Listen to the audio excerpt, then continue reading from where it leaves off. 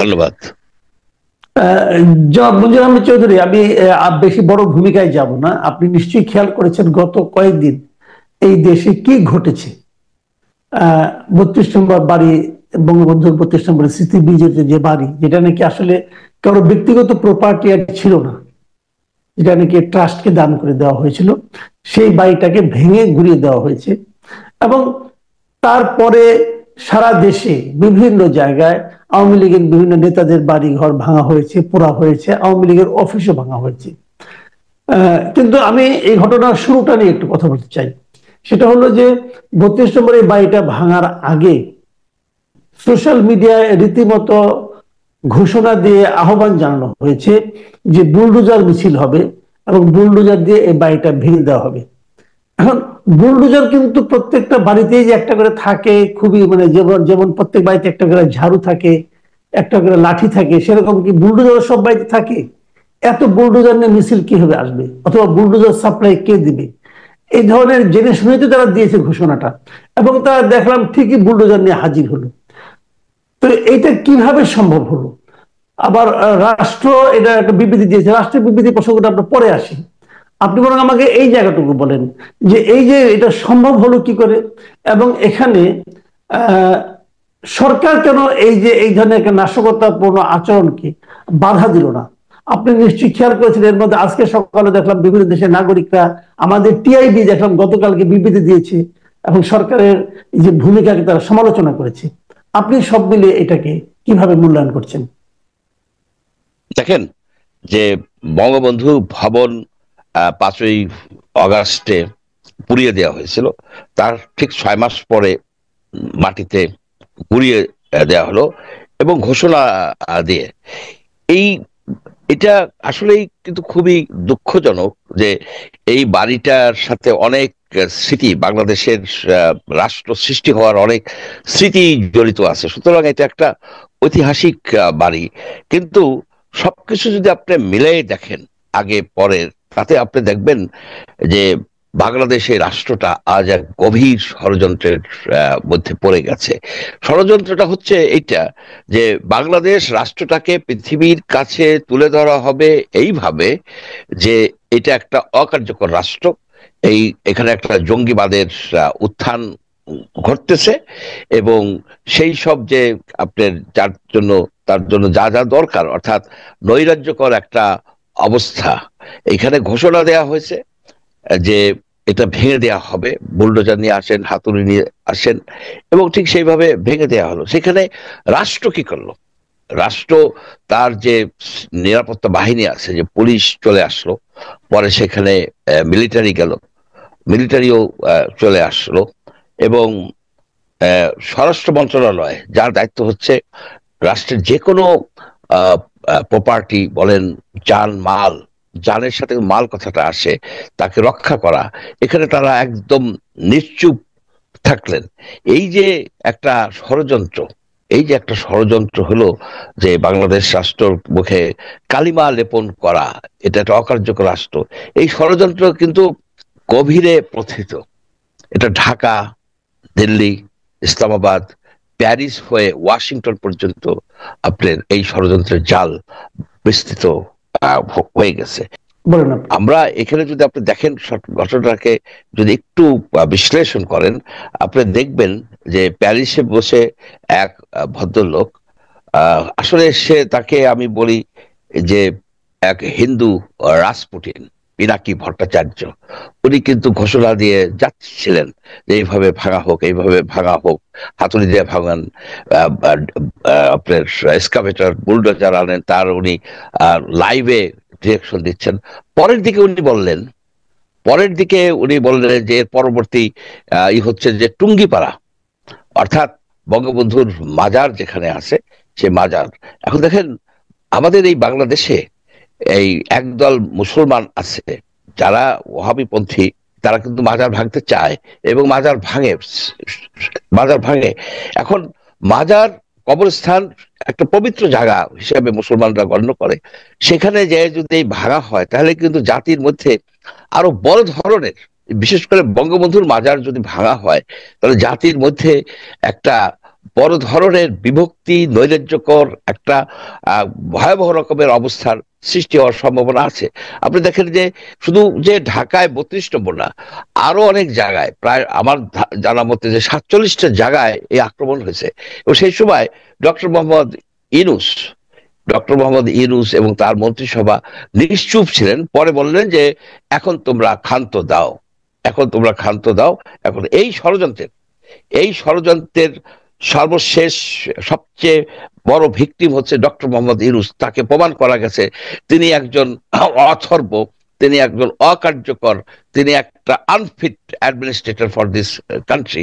আপনি এই পরিপ্রেক্ষিতে দেখেন যে আগামী 12-13-তে এই নরেন্দ্র মোদী সাহেব এসে যাচ্ছেন, ওয়াশিংটন যাচ্ছেন। সেখানে তিনি 13 তারিখে তার মিটিং ট্রাম্পের কাছে।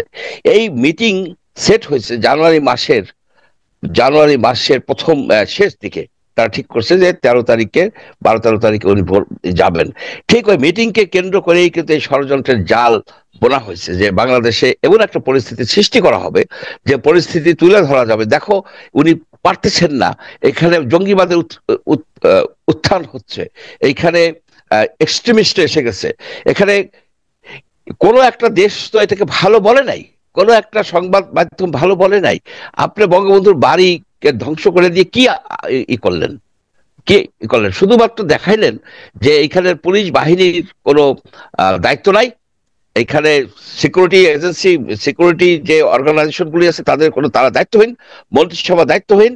এবং এখানে অনেক ধরনের স্লোগান দেওয়া হয়েছে, যেটা মৌলবাদী স্লোগান, এটা মৌলবাদীর উত্থান করতেছে। সুতরাং এই সরকার দুর্বল, এই সরকারের উপর একটা বড় ধরনের চাপ ভারত সৃষ্টি করার জন্য তাদের যে এজেন্ট যে এই প্যারিসে বসে সেই হিন্দু রাজপুটিন পিনাকি ভট্টাচার্যের মাধ্যমে এই টোটাল জিনিসটা আপনার অর্গানাইজ করছে। কিন্তু আমার দুর্ভাগ্য, আমি অবাক হয়ে যাই যে বাংলাদেশের যারা রাজনীতি সচেতন লোকজন কেন তারা এটা বুঝতে পারতেছে না, কি কারণে তারা বুঝতে পারতেছেন না যে এই লোকটা সকল নাটের মূল, এই লোকটা একটা মানে ভুয়া, মানে ফেক মেডিসিনের ফেরিয়াল্লা। সে এইগুলি যায় একটা এই এই এই অন্য রাষ্ট্রের পক্ষ হয়ে বাংলাদেশে একটা অস্থিতিশীল পরিস্থিতি সৃষ্টি করতেছে। আমরা শেখ হাসিনাকে উৎখাত করছি, এটা তো পিনাকি করে নাই, সে হয়তো এখান থেকে দিচ্ছে, কিন্তু সারা দেশের জনগণ শেখ হাসিনাকে উৎখাত করছে। এখন আমাদের দরকার হচ্ছে যে স্থিতিশীলতা, একটা শক্তভাবে আমরা যেন আইন শৃঙ্খলাটা, ইকোনমিটাকে একটা পথে আনতে পারি, যেন বাংলাদেশ গণতন্ত্রের পথে যেতে চায়। একটু থামাই মানে কি, আমি কিন্তু ইকুয়েশনটা বুঝতে পারছি না। আপনি যে কথাটা বলছেন বুঝতে পারছেন, এই কারণে আপনি একদিকে দায়ী করছেন পিনাকি ভট্টাচার্য, উনি উস্কানি দিয়েছেন, উনি ভারতকে হেল্প করার জন্য ট্রাম্পের সঙ্গে মোদির এই বৈঠকের সময় ভারতকে একটা বাড়তি মাইলেজ দেওয়ার জন্য উনি এই দেশকে একটা জঙ্গিবাদী রাষ্ট্র হিসেবে সারা দুনিয়ার কাছে প্রমাণ করার জন্য পিনাকিটা করছে, মানলাম। যদি হয়েও থাকে তর্কের খাতিরে, তাহলে সরকার কেন এটাকে প্রতিরোধ করলো না? তো সরকার কি পিনাকি চালাচ্ছে, নাকি সরকারের উপর পিনাকি এত প্রভাব আছে? না, এখানে বুঝতে হবে যে এই সরকারের ভিতরে বেশ কিছু অ্যাডভাইজার আছে যারা ভারত এবং আমেরিকার তাবেদার। এখন আমেরিকা কিন্তু সবসময় বলে ডোন্ট মেস উইথ ইন্ডিয়া। এই যে কোনো সরকারকে তারা বলে যে ইন্ডিয়ার সাথে তোমাদের সম্পর্ক যেন খারাপ না হয়। এরকম আরো আছে যারা ভারতের কথায় চলে, ভারতের কথায় তারা নিশ্চুপ রয়েছে যে না, বঙ্গবন্ধুর বাড়ি ভেঙে দিলে পরে একটা বিরাট অ্যাচিভমেন্ট হবে। যে অ্যাচিভমেন্ট হয়েছে, ভারতের জন্য অ্যাচিভমেন্ট হয়েছে যে এখানে আইন শৃঙ্খলা নাই, যে উদ্দেশ্য নিয়ে আসছে সেজন্য মন্ত্রিসভা কিছুই বলে নাই। শেষের দিকে এসে তাদের সম্বিত ফিরছে, তাদের ভিতরে তো আছে অনেক লোকজন এসে সম্বিত ফিরছে যে না, এটাকে অ্যালাউ করা যায় না। এখানে যখন আপনি দেখেন গাজীপুরের লোক মারা গেছে, যখন এরকম পরিস্থিতি হয়েছে, আমাদের কি ইন্টেলিজেন্স ব্রাঞ্চ নাই যে তারা কি জানতো না যে এই ধরনের একটা অবস্থা হতে পারে? এই যে সে লোকগুলি মারা গেল, আহত হইলো, এটা আমাদের জন্য কি ভালো কোনো কিছু আনলো? ডক্টর ইউনূসের সরকারের জন্য কি ভালো কোনো বার্তা আনলো? আপনার বাড়ি পোড়াবেন কেন? আপনার যে সব অপরাধী আছে তাদেরকে তো আপনি ধরতেছেন না, আপনি তাদেরকে ধরতেছেন না। এই যে 600 কতজন আওয়ামী সন্ত্রাসী, আওয়ামী মানে লুটপাট করছে অপরাধী, তারা অপরাধী, হত্যাকাণ্ডের সাথে জড়িত ছিল সরকারের থেকে, তাদেরকে পলায় যেতে দিচ্ছেন। আপনি জিজ্ঞেস করার সাহস নাই কে তাদেরকে পলায় যেতে দিছে, কেমনে কিভাবে গেছে? আপনি সেটা কিন্তু, আরাফাত কিভাবে গেছে, এই যে আরাফাত, আরাফাত কিভাবে গেছে, কারা নিয়ে গেছে, ওটা তো সেগুলি জিজ্ঞেস করতেছেন না। আপনারা দেশের মধ্যে একটা অস্থিতিশীল পরিস্থিতি সৃষ্টি করতেছেন, যাতে সাধারণ মানুষের একটা ভিতরে একটা অস্থিরতা আসে, তারা অস্বস্তিকর পরিস্থিতিতে পড়ে গেছে, এবং সরকারকে আনপপুলার করার জন্য যে একটা সুদূর পরিকল্পনা, একটা সুদূর পরিকল্পনা, সেই পরিকল্পনার অংশ হিসাবে আজকে বঙ্গবন্ধুর বাড়ি প্রায় গুড়িয়ে দেওয়া হলো, এবং এবং আপনি তার মাজারে আক্রমণ করার প্ল্যান করা হলো।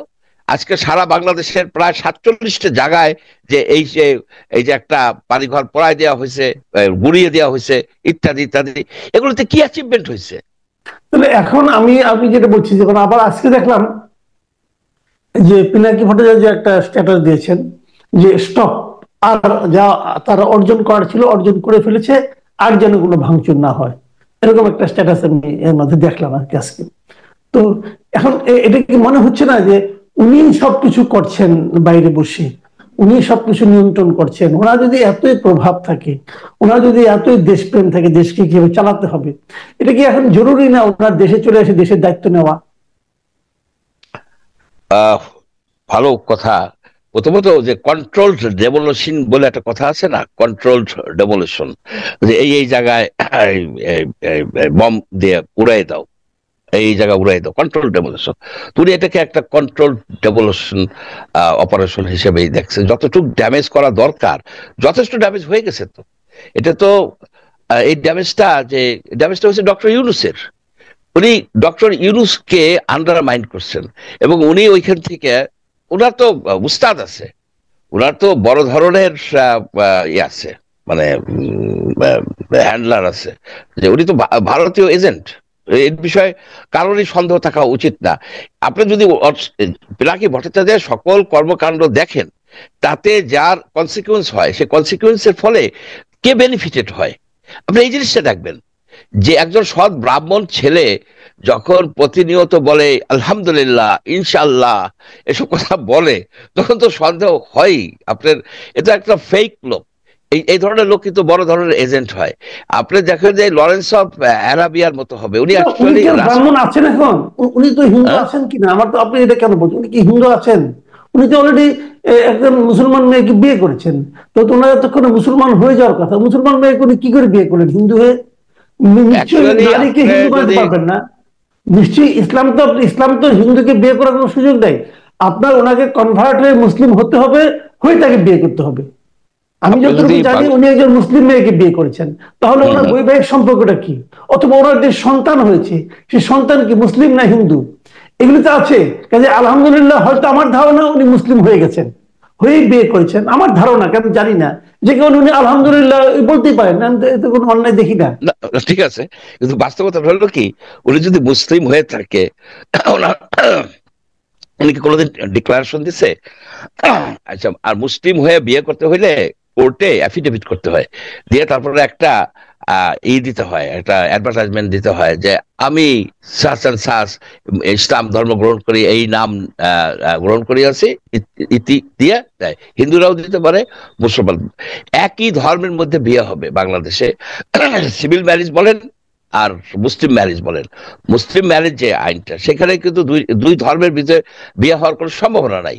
আর আমাদের সিভিল ম্যারেজ যেটা, মানে কোর্টে যে কোর্ট ম্যারেজ যেটা করে, সেখানে একজনের মানে এই মেয়েটা যদি হিন্দু হয়, হিন্দু ধর্ম গ্রহণ করে নিলাম, তাহলে ফাইন, আমার কোনো আপত্তি নাই, আমার কোনো আপত্তি নাই, ভদ্র না, মহিলা যদি উনি হিন্দু তা হয়ে করবেন থাকেন। না। উনি তা করবেন কেন? উনি তো ইসলামের প্রতি ওনার বিশাল মানে আচ্ছা, অনুরাগ তাহলে উনি প্রায় মুসলমান প্রকাশ হয়েছে, করেন। উনি তাহলে ওনার মুসলমান নামটা চেঞ্জ হয়েছে। করলেন না কেন? নাম চেঞ্জ আচ্ছা, করলেন না কেন? কারণ পিনাকি ভট্টাচার্য তো উনি নাম বলে না, হয়তো হয়তো উনি তাহলে গোপন মুসলিম, গোপন ন মুসলিম, যা না, না, ইসলামের জন্য ইনশাল্লাহ মুসলিমের বলে তো কোনো উনি কেন গোপনের বলে না? কোনো সুযোগ নাই। ইসলামে তো কোনো গোপনের সুযোগ নাই। ইসলাম ধর্মের মূল জিনিসটাই তো declaration. You have to declare ইসলামের মূল জিনিস। আরবের সেই সময় হযরত মুহাম্মদ সাল্লাল্লাহু আলাইহি ওয়াসাল্লাম সেই সময় যখন জীবন চলে যেত তখন কোনো সময় ডিক্লেয়ার করতো যে আমি মুসলিম। মানে এটা কিন্তু একটা বড় প্রশ্ন। আমি একটা কথা বলি আপনাকে, যেমন ধরেন মোহাম্মদ আলী মুক্তিযোদ্ধা ছিলেন, ওনার আগে নাম কি ছিল? ক্যাসিয়াস ক্লে ছিল। ক্যাসিয়াস ক্লে নামে উনি কিন্তু অলিম্পিকে গোল্ড মেডেল পাইছেন। ক্যাসিয়াস ক্লে নামে উনি কিন্তু সনি লিস্টনকে হারিয়ে ওয়ার্ল্ড চ্যাম্পিয়ন হয়েছেন। তারপরে যখন উনি মুসলিম হয়েছেন, উনার এই বিখ্যাত নামটাকে উনি ত্যাগ করেছেন, কিন্তু ওই নামটা ত্যাগ করে মোহাম্মদ আলী নামে পরিচিত হয়েছেন। যখন তাকে কেউ ব্যঙ্গ করে ক্যাসিয়াস নামে ডাকতো, উনি তাকে মারতেন, বলতেন আমি মুসলিম। মুসলিম তো একটা ডিক্লারেশনের ব্যাপার। যদি উনি মুসলিম হয়ে থাকেন তাহলে উনি মুসলিম নামটা ডিক্লেয়ার করছেন না কেন? ওনার পিনাকি নাম কি ক্যাসিয়াস ক্লের চেয়ে বিখ্যাত কিছু হয়ে গেল? ওনাকে তো বলা উচিত ভাই মুসলিম। উনি তো আসলে একজন হিপোক্রেসি করছেন ধর্ম নিয়ে, এটা তো হয় না। প্রথমত উনি যদি মুসলিম না হয়ে থাকেন তাহলে ওনার বিবাহটা অবৈধ। এই কথা বাংলাদেশের মানে ম্যারেজ আইন দেখেন। এমন একজন হিপোক্রেটের জন্য আমাদের দেশের লোকজন, মানে আমাদের হুজুররা ওনাকে পীর মনে করছেন কেন? আমরা তো বুঝতে পারি না কিছু। ওই যে আপনার রাশিয়ায় ছিল না, জার নিকোলাসের উপরে প্রভাব বিস্তার করছিল রাসপুটিন। সে ছিল এই টাইপের এক মানে মানে কুচক্রী। এই কুচক্রী সকল কিছুর উপরে আপনার প্রভাব বিস্তার করতো। শেষ পর্যন্ত তাকে বিষ খাওয়ানো হয়েছিল। বিষেও সে মারা যায় নাই, বুঝতে পারছেন? রাসপুটিন। তো এই রাসপুটিন প্যারিসে বৈশা বাংলাদেশকে তছনছ করে দিচ্ছে এবং বঙ্গবন্ধুর বাড়ি গুড়িয়ে দেওয়ার কারিগর হচ্ছে এই এই এই হিন্দু রাসপুটিন পিনাকি ভট্টাচার্য। একে চিনে রাখা উচিত। একে আমি মনে করি কি চিনে রাখা উচিত। এবং আমি মনে করি কি ডক্টর ইউনূসের একটা ডিসিশন নেওয়া উচিত, তার সিকিউরিটি এজেন্সিদেরকে অর্ডার দেওয়া উচিত এর আদ্যপান্ত বাইর করে। কারণ সবচেয়ে ক্ষতিগ্রস্ত হচ্ছে তো ডক্টর ইউনূস। তাকে জাতি পৃথিবীর সামনে প্রমাণ করে দিল যে উনি কোন রকমের এই রাষ্ট্রের উপরে, সিকিউরিটি এজেন্সির উপরে কোন রকমের কন্ট্রোল নাই। এবং কখন দিল? যখন মোদী সাহেব তার ওয়াশিংটন যাওয়ার প্রিপারেশন নিতেছে। এইটা যায় ট্রাম্পকে বলবে যে দেখো দেখো এই বাংলাদেশের বিরুদ্ধে যে গভীর ষড়যন্ত্র, এই গভীর ষড়যন্ত্রের একটা বড় ক্রীড়ক হচ্ছে এই পিনাকি ভট্টাচার্য। এইখানে ক্ষতিগ্রস্ত তো শেখ হাসিনা হয় নাই, শেখ হাসিনার তো ক্ষতিগ্রস্ত হয় নাই, আওয়ামী লীগের ক্ষতিগ্রস্ত হয় নাই, ক্ষতিগ্রস্ত হয়েছে ডক্টর মোহাম্মদ ইউনূস এবং তার গভর্নমেন্ট এবং বাংলাদেশ। এই জিনিসটা আমরা কেন বুঝতে পারি না? যে বোঝা উচিত যে এই যে টোটাল যে এই যে কন্ট্রোলড ডেমোলিশন টাইপের করে বললো যে এখন করছো, এই পর্যন্ত আর করা দরকার নাই। অর্থাৎ আর করা দরকার মানে কি, আমি যদি না বলি তাহলে তোমরা কিন্তু চালাই যাবা, রাইট? এই যে জনগণের উপরে ধ্বংসাত্মক কর্মকাণ্ডের উপরে পিনাকির যে প্রভাব, এটাকে নিয়ে আমি মনে করি কি জার্নালিস্টদের স্টাডি করা দরকার এবং ডক্টর ইউনূসেরও স্টাডি করা দরকার। আমরা চাই যে ডক্টর ইউনূসের সরকারটা শক্তিশালী হোক। তাকে চারিদিক থেকে এইভাবে দুর্বল করে দিলে উনি কাজ করতে পারবেন না, এখন বিদেশ থেকে যে নানাবিধ কমেন্ট আসতেছে কিন্তু, যে কেন এরকম হইলো, যে কেন সিকিউরিটি এজেন্সি সিকিউরিটির লোকজন চলে আসলো রাষ্ট্রের যখন এরকম একটা অস্থিতিশীল অবস্থা, তখন জরুরি 144 দ্বারা জারি করতে পারতো। করে তো জায়গায় জায়গায় গাড়ি বলে যে লোকগুলি মারা গেল, এর দায় কার? দায়িত্ব ডক্টর ইউনূসের, সরকারের। সেই জন্য আমি মনে করি যে আমাদের বুঝতে হবে কে আমাদের শত্রু, কে আমাদের মিত্র। আমাদের এখানে ডিভিশন সৃষ্টি করার কোনো উপায় নাই। বাংলাদেশ রাষ্ট্র হিসাবে, জাতি হিসাবে আমাদেরকে বিশ্বের দরবারে যদি স্থান করে নিতে হয়, তাহলে এই সব কুচক্রী, এই যে বিরোধী শক্তি, এদেরকে আইডেন্টিফাই করতে হবে। তাদের কথা নাচতে চলবে না। একজন হিন্দু লোক ওই প্যারিসে বৈশা সে মুসলিম সাইজা এই যে মাদ্রাসার ছাত্র, এই যে ইসলামিক পন্থী লোকজনকে যে মডুলেট করে, এর পেছনে যে কি মনস্তাত্ত্বিক কর্মকাণ্ড আপনি জানেন। যে তার যে এই যে আমরা যে একটা করছিলাম, মানে একটা এপিসোড করছিলাম পিনাকির নিয়া, ওষুধ কেলেঙ্কারি নিয়া, সেখানে কয়েক হাজার কমেন্ট আসছে। আমি সেই কমেন্টগুলো একটু স্টাডি করে দেখছি, বেশিরভাগই হলো ফেক অ্যাকাউন্ট থেকে আসছে এবং এগুলো বট। একই রকমের কথা দিয়ে, তাতে মনে হবে যে লক্ষ লক্ষ লোক মাসুদ কামালকে ডিসলাইক করে। আসল ঘটনা হচ্ছে এটা সফটওয়্যার ক্রিয়েটেড, সফটওয়্যার জেনারেটেড, এটা বোঝা উচিত লোকের। আপনার একই সাথে 50টা পড়ে যাচ্ছে, আপনি যখন ভিউ নাই, কমেন্ট আছে। এগুলি বটের যেসব ক্যারেক্টারিস্টিক সবগুলি, সেই জন্য এগুলিকে আমি একদমই করি। Pinaki is a cyber criminal. এর হাত থেকে বাংলাদেশকে রক্ষা করতে হলে অনেক চিন্তা ভাবনা করতে হবে রে ভাই।